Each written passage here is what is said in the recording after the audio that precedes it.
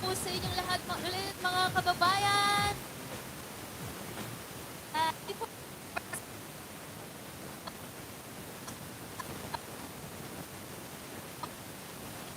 na welterhead. Na welterhead.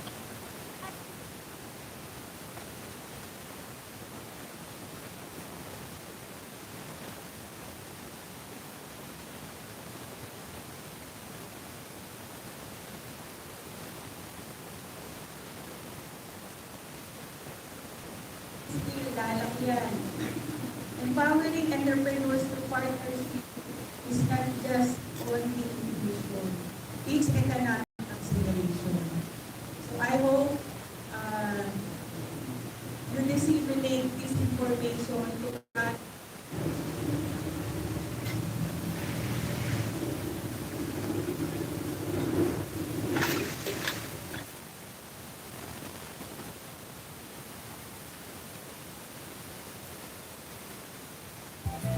Kapag ang pera ng bayan ay nawawala,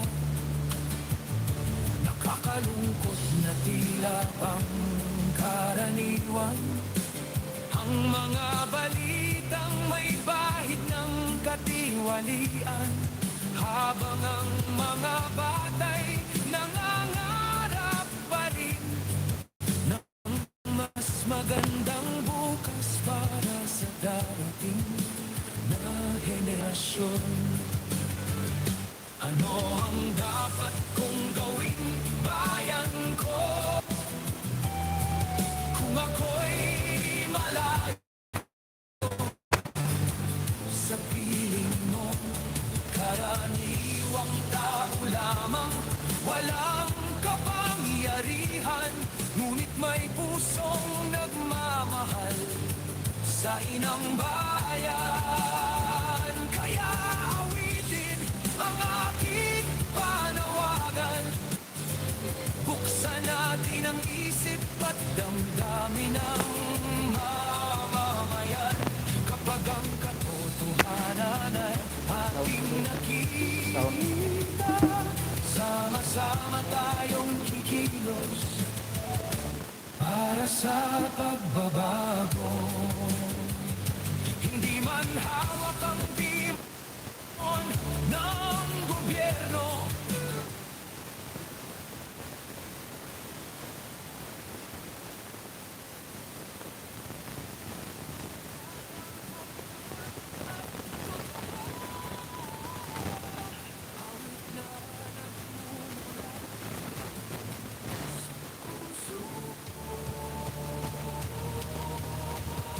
kaya pakinggan ang aking awitin, bunga ng pagmamahal sa bayang giliw. Hindi para maghasik ng galit at hidwaan, kundi upang yanan.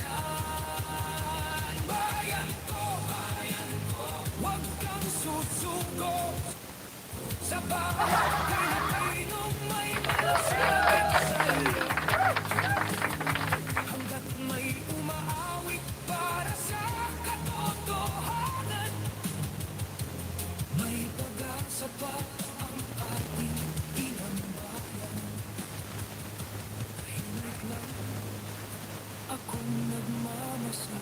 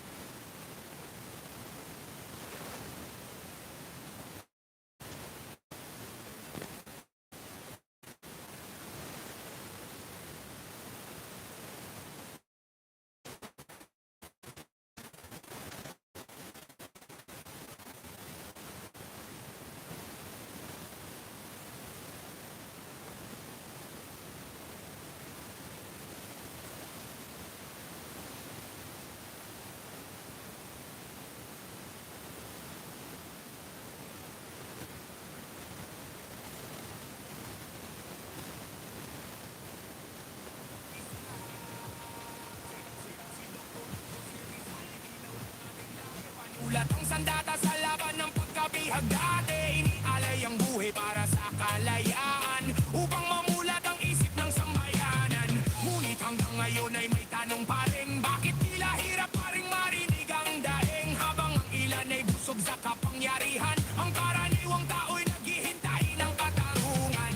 Kung si Rizal ay narito at kung si Rizal ay narito at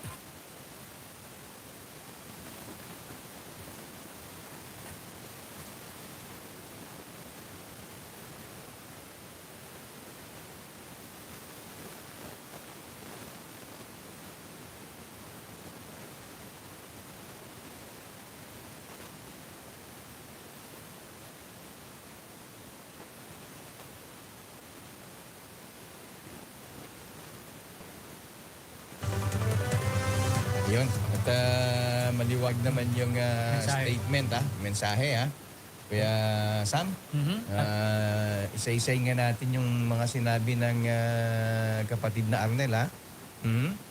Yung sabi niya, ang mga batayang legal sa legal code ay sapilitang binabaluktot. Diba? Binabaluktot eh. At yung mga asunto ay iniimbento. Nag-iimbento ang asunto. Wala man lang anino ng paglustay ng pondo ng bayan. Kasi pagka-plunder, dapat galing sa pondo ng bayan. Oo. Tsaka may pabor. Oo, may pabor. Kaya may pabor, kapalit. Yung Kapalit. donasyon, di ba? Oo. Meron siyang iprinamis na kapalit. Kung galing sa pondo ng bayan, di ba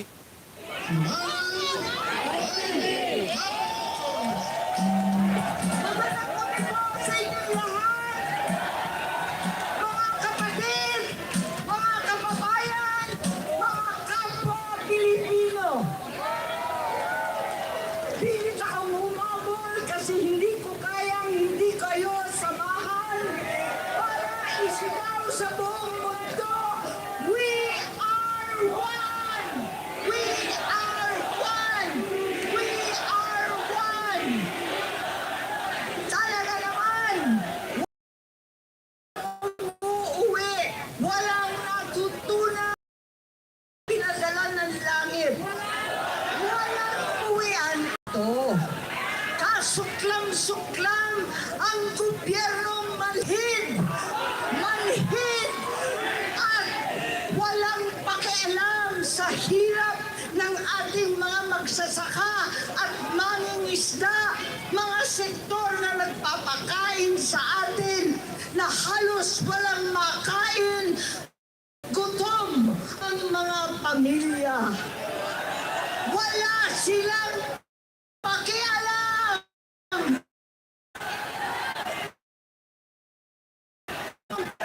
Lasing sa kapangyarihan.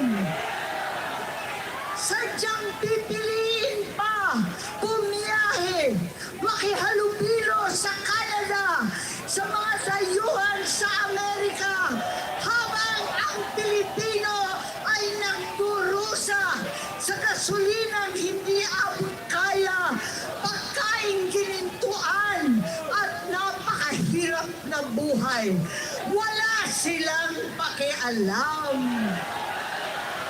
Pagkat itong gobyerno, dito sa dosenang testigo, 18.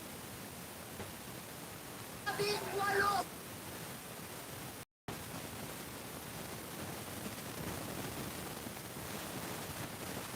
Ang 18 higit pang mga Marines. Itong baha at flood control na lulunod sa atin lahat.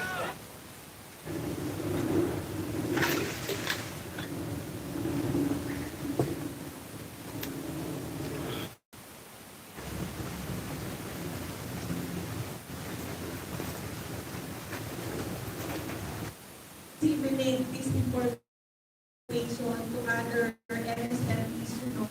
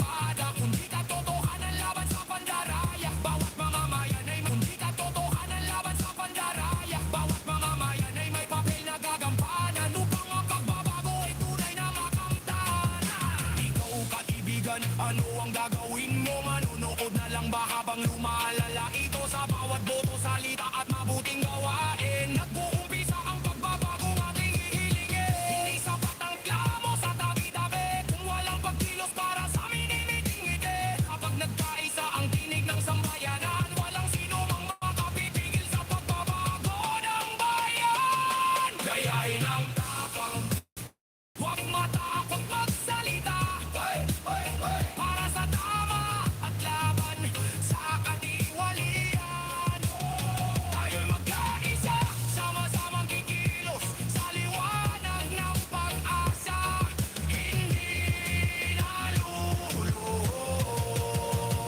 Sigaw ng bayan, katarungan. Sigaw ng bayan, katapatan. Sigaw ng bayan, pagbabago para sa mahal nating Pilipinas. Para sa bayan, para sa kinabukasan. Magkaisa.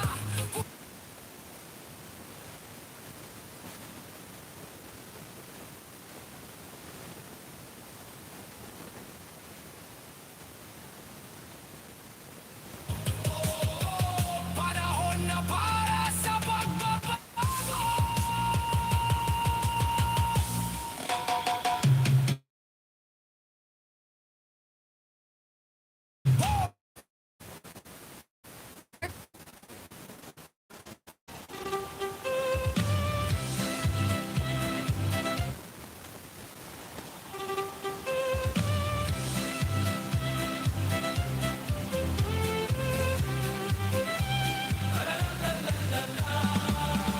Sa gitna ng unos at maraming usapan, may mga taong nananatiling handa. Sa hirap at ginhaway, sama-samang lalakad. Hawak ang pag-asa para sa kinabukasan. Hindi matitinag ng anumang pagsubok, basta't ang layunin ay para sa bayan. Pagkakaisa ang siyang magiging lakas upang maabot ang inaasam na bukas.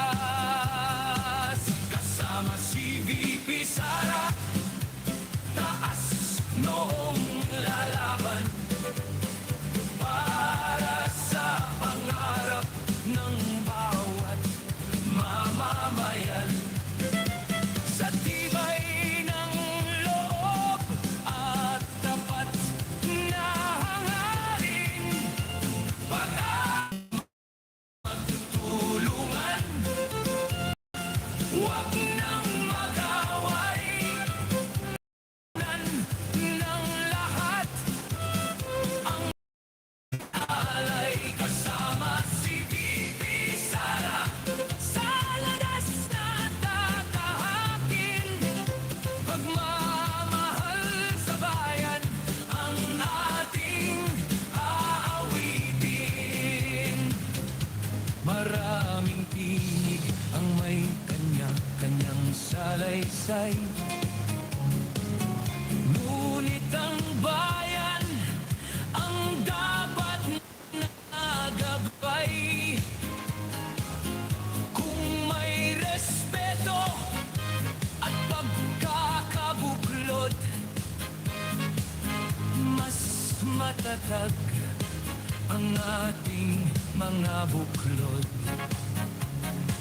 Hindi kulay ang sukatan ng damdamin, kundi ang hangaring bayan ay paglingkuran. Kapag sama-sama ang bawat Pilipino, mas maliwanag ang ating patutunguhan. Kasama si VP Sara, buong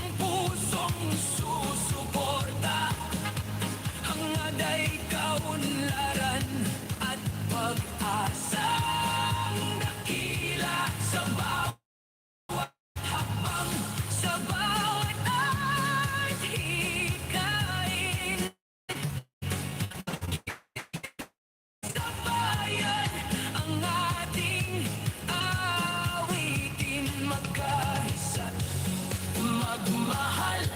Ito ang panawagan para sa mas maayos at mas matatag na bayan. Kasama si VP Sara hanggang sa hinaharap.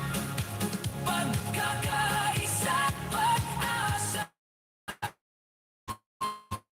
ang ating yakap. Sobrang makulit na paulit.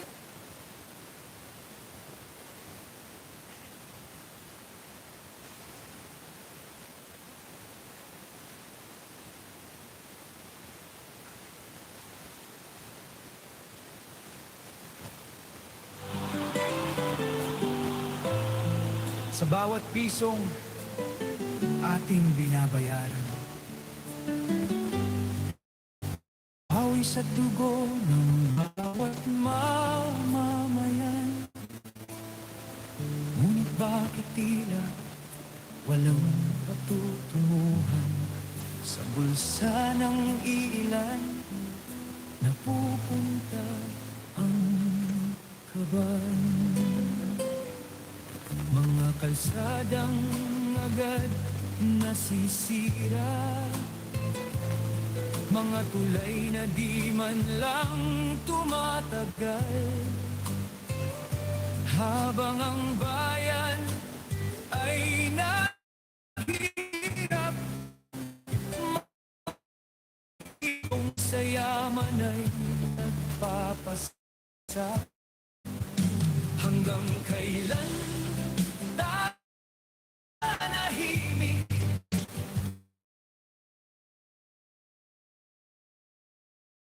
Ipikit ang katotohanan ay hindi kayang muli.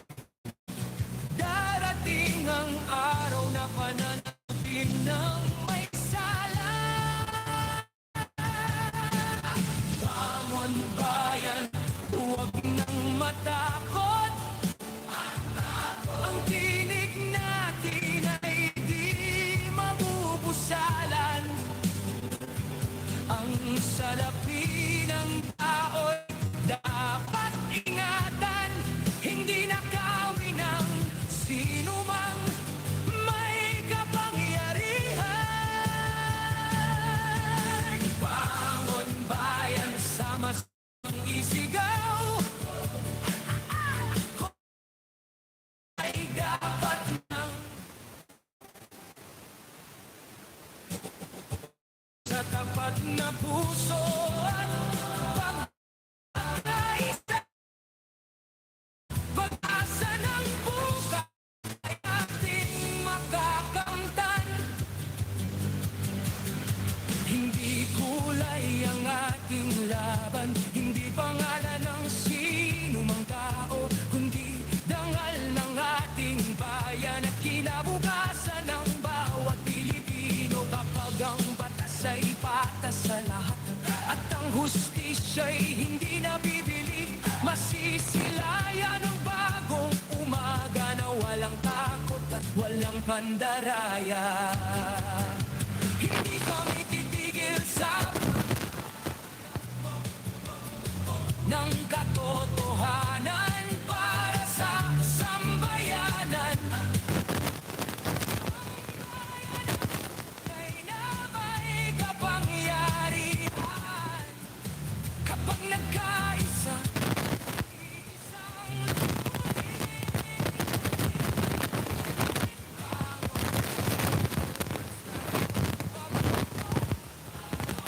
pag-ibig sa bansa ang ating, ang ilaw ng bukas.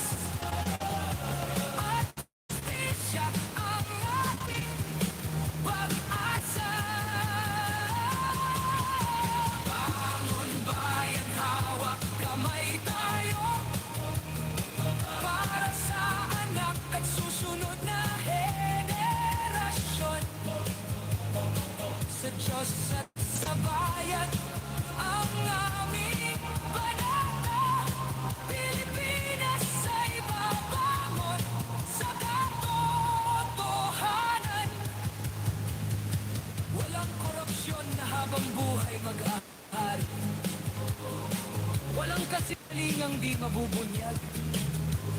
Habang may pusong nagmamahal sa bayan, pag-asa ng Pilipinas ay mawawala. Ang awiting ito ay pangkalahatang pananagutan at mabuting pamamahala. Hindi nakatuon sa pag-aakusa sa sinumang indibidwal na walang patunay.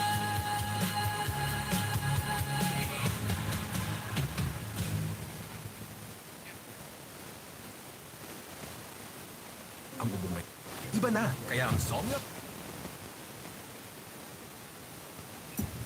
What's this, what?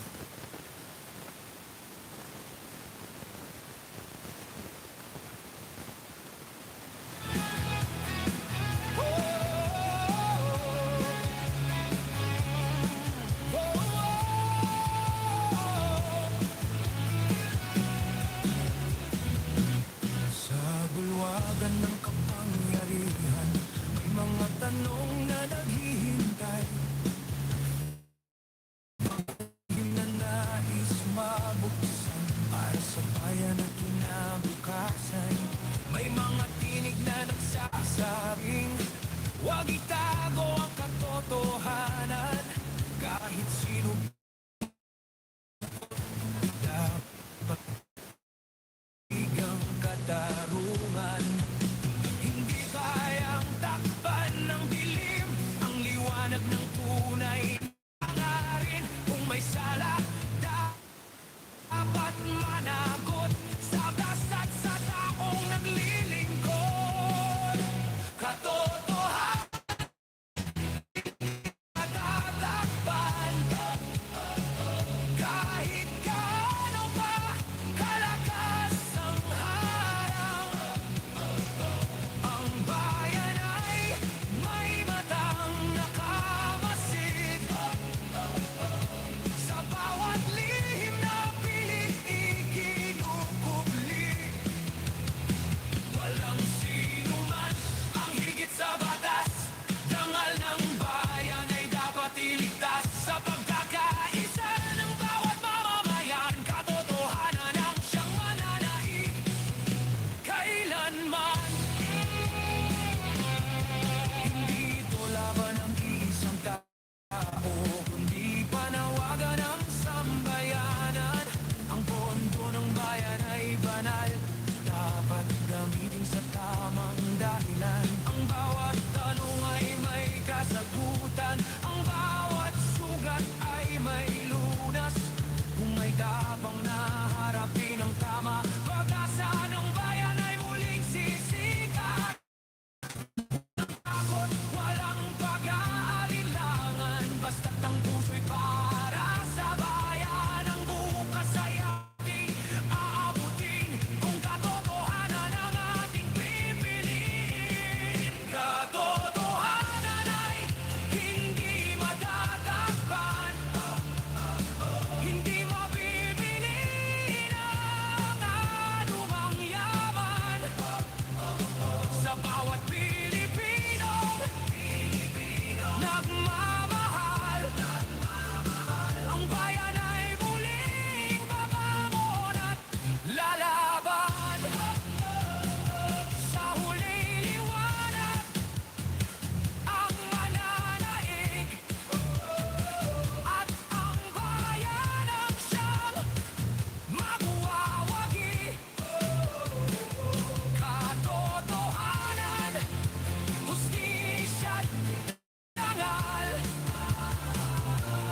Pilipinas, ikaw ang aming mahal.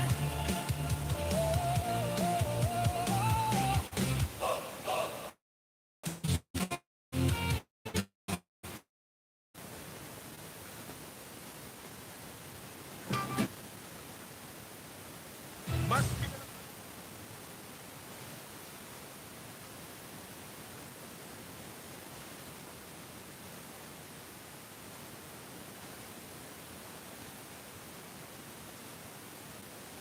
Ang katotohanan!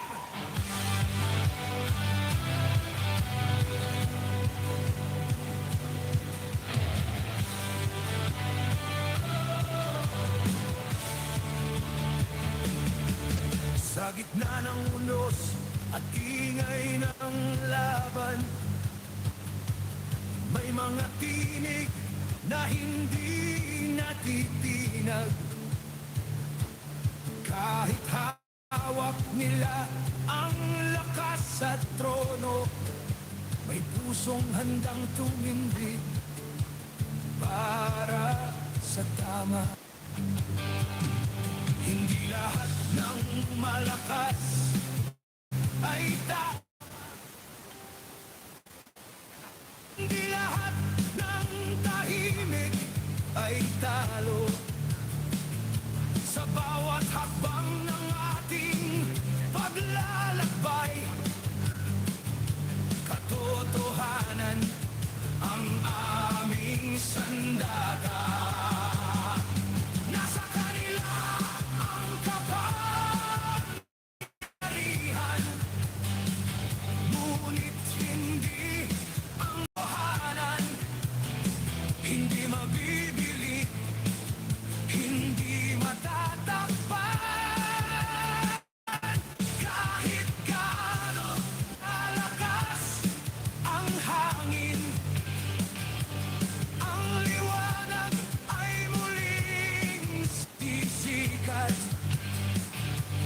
Kung ang puso'y para sa bayan, katotohanan ang siyang mananaig. May mga unos na dumarating upang subukin ang tibay ng loob. Ngunit ang tapat na paninindigan, hindi kayang bilhin ng salapi o kapangyarihan. Darating din ang araw na bawat lihim ay mabubunyag. Ang hustisya'y hindi natutulog at ang bayan ay hindi makaliligo. Nasa kanila ang Kasi nakulangan kami sa case build-up na ginawa ng DOJ, so we had to conduct our own. Balik Pilipinas na si Ombudsman nakakasuhan si Senator Joel Villanueva sa Sandigan Bayan. Ang tatandaang noong May 26 ay hayag ni Rimulya na sa loob ng 2 linggo ay kakasuhan din nila si Villanueva matapos ang kaso ni Senator Jingo Estrada. Kasunod nito, lumabas ang mga spekulasyon ng ilang netizen na hindi umano itinuloy ang kaso dahil sa paglipat ni Villanueva sa kampo ni Senate President Sherwin Gatchalian. May mga usap-usapan din noon tungkol sa umano'y pananakot sa ilang senador upang lumipat sa minority, ngunit pinabulaanan ito ni Rimulya. I'm not privy to anything of that nature. No? Mind you, we do not make deals with anybody. Hindi namin tinanggap yung findings ng DOJ kasi nakulangan kami sa case build-up na ginawa ng DOJ, so we had to conduct our own. Samantala tuluyan namang sa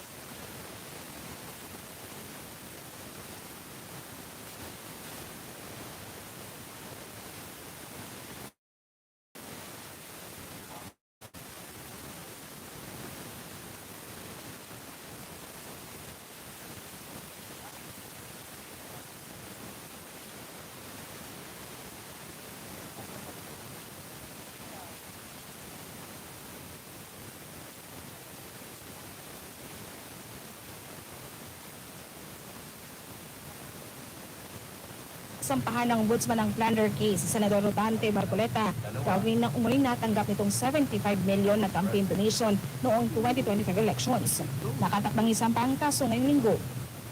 Senator Marcoleta, definitely, for the solution na. We're about to file it today. This week yung kay Marcoleta.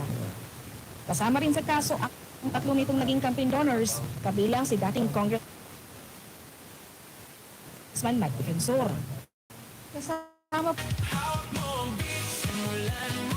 I-unfollow daw ako dahil pumunta ako sa rally. Tapos walang magpapagawa sa mga shop ko dahil pumunta ako sa rally. Nakipagkaisa ako sa INC na pumunta sa rally sa panawagan na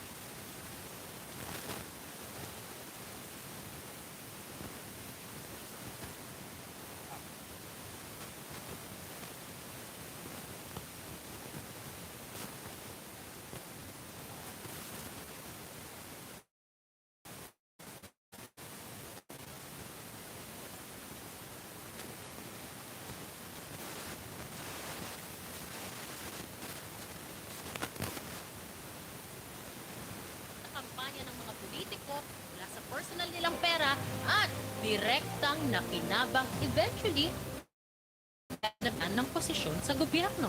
Huwag na tayong lumayo. Anton Lagdameo, who's now Special Assistant to the President, donated 247.3 million pesos sa kampanya ni BBM. Mel Robles, who was eventually appointed General Manager of PCSO, donated 30 million pesos. Kung sa mga contractors lang, Mr. Rod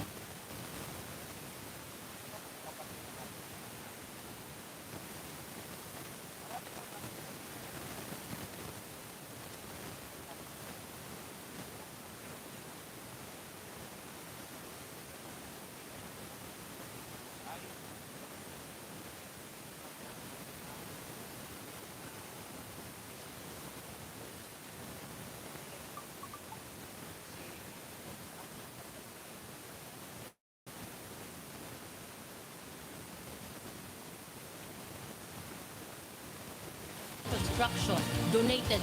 Dahil kung gagawing issue ito, silipin na din natin yung ibang mga nag-donate sa kampanya ng mga politiko mula sa personal nilang pera at direktang nakinabang eventually dahil nabigyan ng posisyon sa gobyerno. Huwag na tayong lumayo.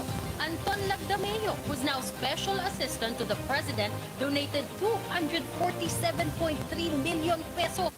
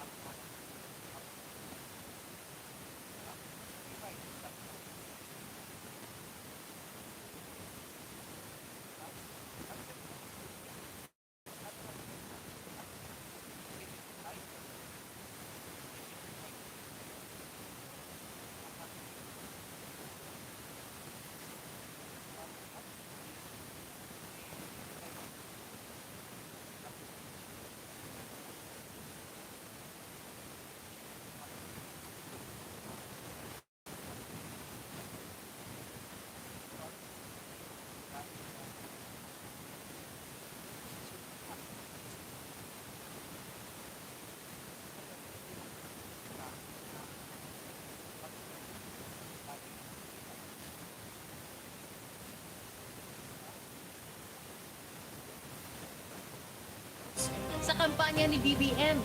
Mel Robles, who was eventually appointed General Manager of PCSO, donated 30 million pesos. Kung sa mga contractors lang, Mr. Rodolfo Hilot Jr.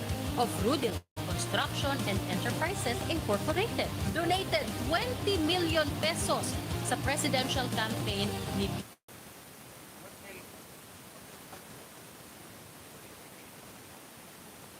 BBM and bagged 3.22 billion pesos worth of flood control projects and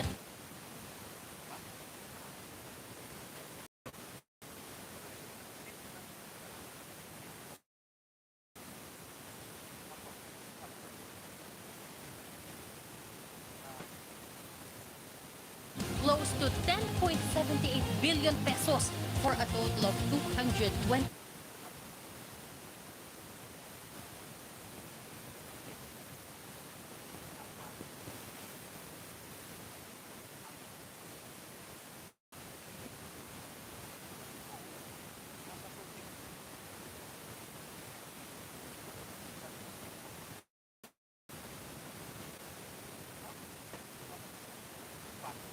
57 projects for the same period, 2022 to 2025.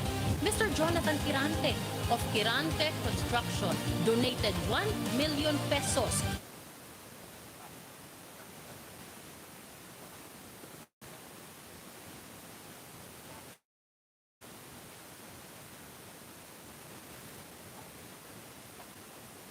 to BBM's presidential campaign. Between 2022 and 2025, his company bagged 76 flood control projects worth 6.77 billion pesos and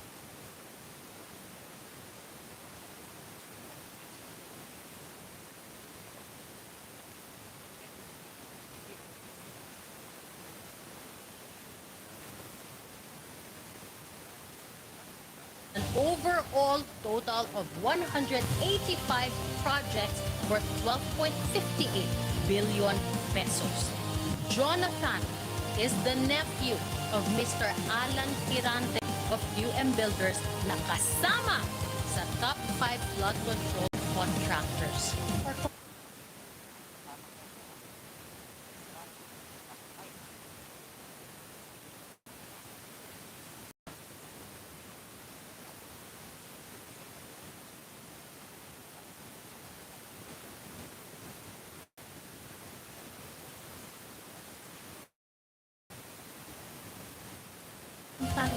Ang AAA na nasa top 15 list ni BBM may total flood control projects worth 6.38 billion pesos between 2022 to 2025 and a total of 9.67 billion pesos para sa lahat ng mga kontrata nila. Mas malaki pa ang nakuha ng Quirante Construction kaysa sa AAA. Pero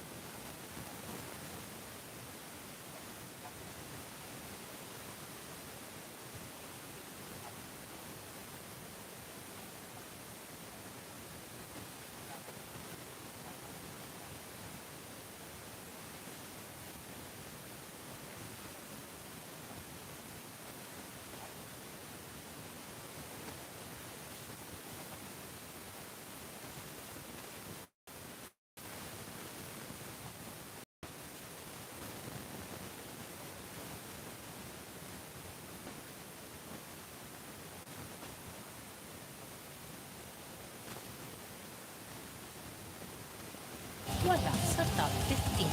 And that, of course, is a whole different matter, and it's up to you what conclusion to draw from that. I'm just presenting numbers I got from the DPWH database. But, like I said, if you are to look into one case, you should be willing to look into others. Otherwise, you cannot blame us if isipin namin na talagang politically motivated ang inquiry na ito. Not only is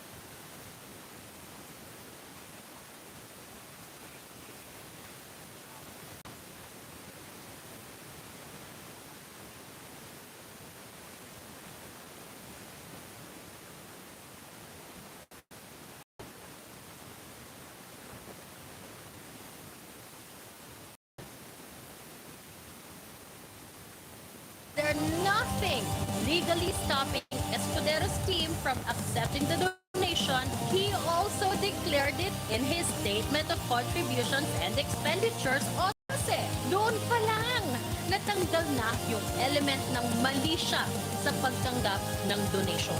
I know it is in the mandate of COMELEC na i-check yung katotohanan ng mga declaration ng mga kandidato sa SOSE nila. But honestly speaking, is there really a 100% accurate and honest SOSE? Doon nga lang sa mga naka-upload sa COMELEC website mismo, ang dami-dami ng kaduda-duda eh. Yung NUP, backed by Ricky Razon, 92,864 ang declared na gastos na napunta sa rent ng headquarters. Walang nakalagay dito na natanggap na donasyon. Sino ba ang mga officers ng NUP?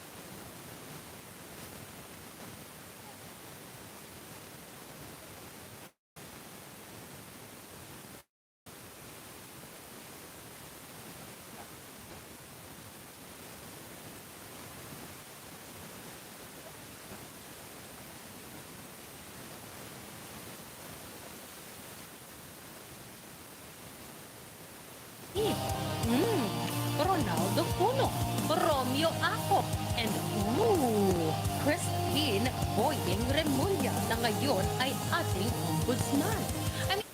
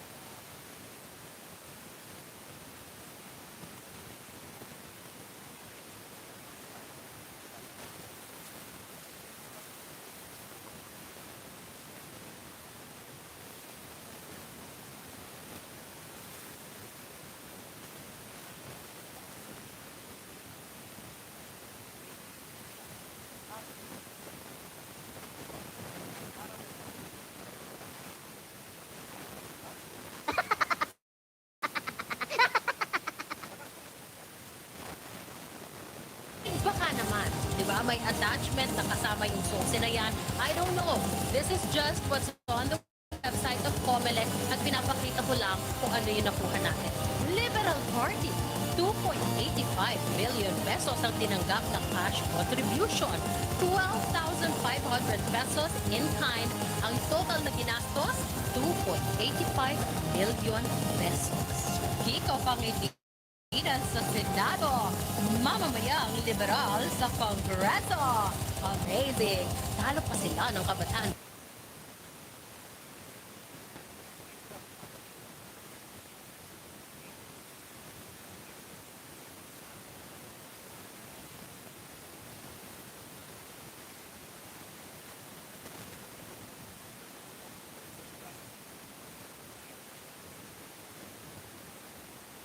Party list, 3.5 million pesos ang natanggap na cash donation.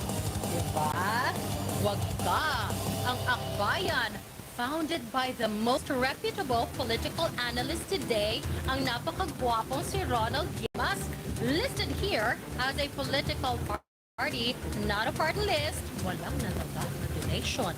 Pero may ginastos na 18,100,000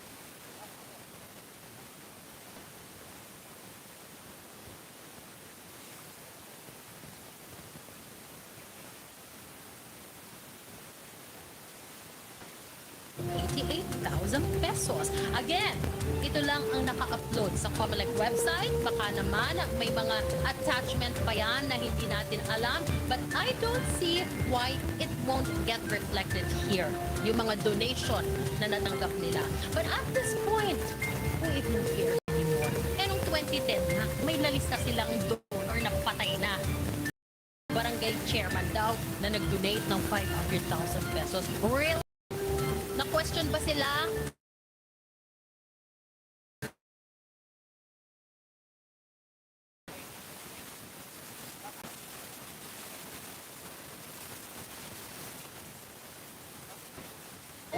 Naparusahan ba sila? Another no? And I'm not saying dahil backer nila that time ang Aquino family, but I will say na backer nila that time ang Aquino family. Again, who cares anymore if these people die on their sauce? Of course, we want them to be honest, but are they really? Even the holiest of them all sa Senado ngayon, one of their founders, yung pinakawalang bahid ng korupsyon at pagsisinungaling o paglilinlang, si Rizal Tiber.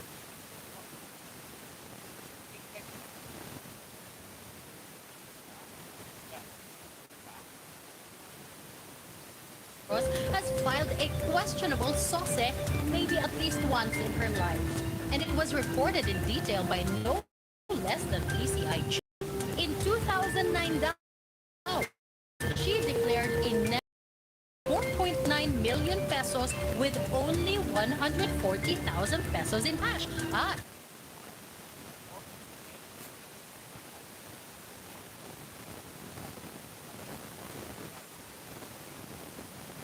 May utang o bayarin worth 7 million pesos in 2010.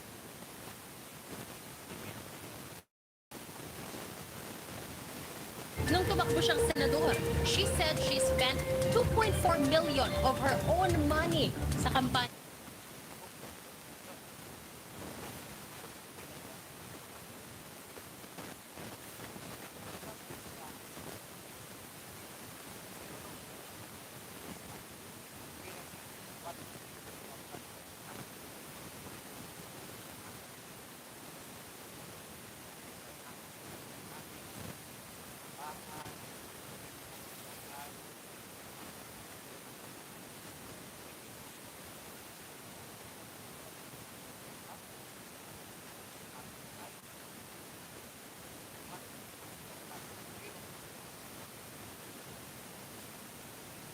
Niya.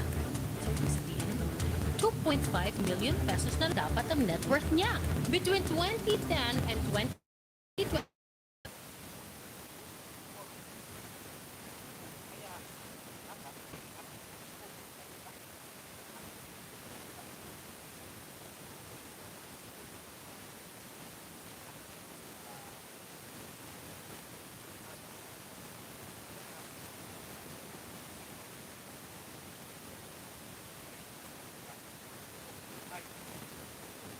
Sabi ng PCIJ, she had no documented full-time employment or steady source of income. But in her 2013 SOSE, she said she spent 8 million pesos over her own money sa kanyang kampanya.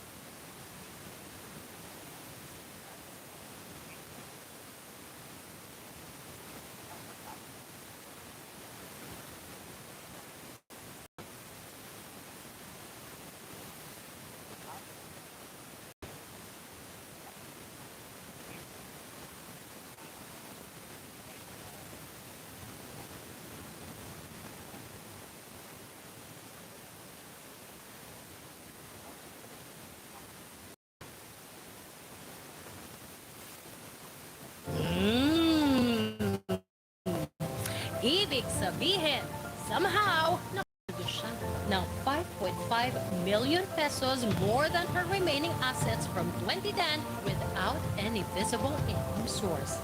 May attachment pa ang SOSE na yan. Di umano. Yung personal na gastos niyang yan, inutang niya from 9 individuals. 8.86 billion pesos in total. Inutang di umano sa mga kasamahan niya sa civil society that I can only assume hindi rin naman ganun mayayaman. Nagrarally nga dahil mahirap daw sila. Di ba? Walang may alam kung paano nila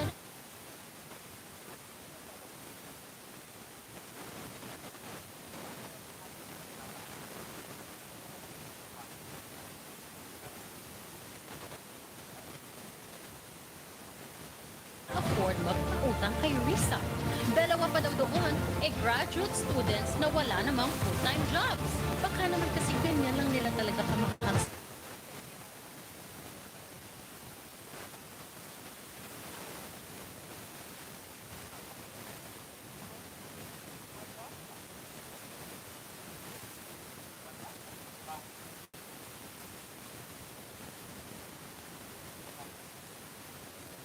Teresa, nagminilako sila.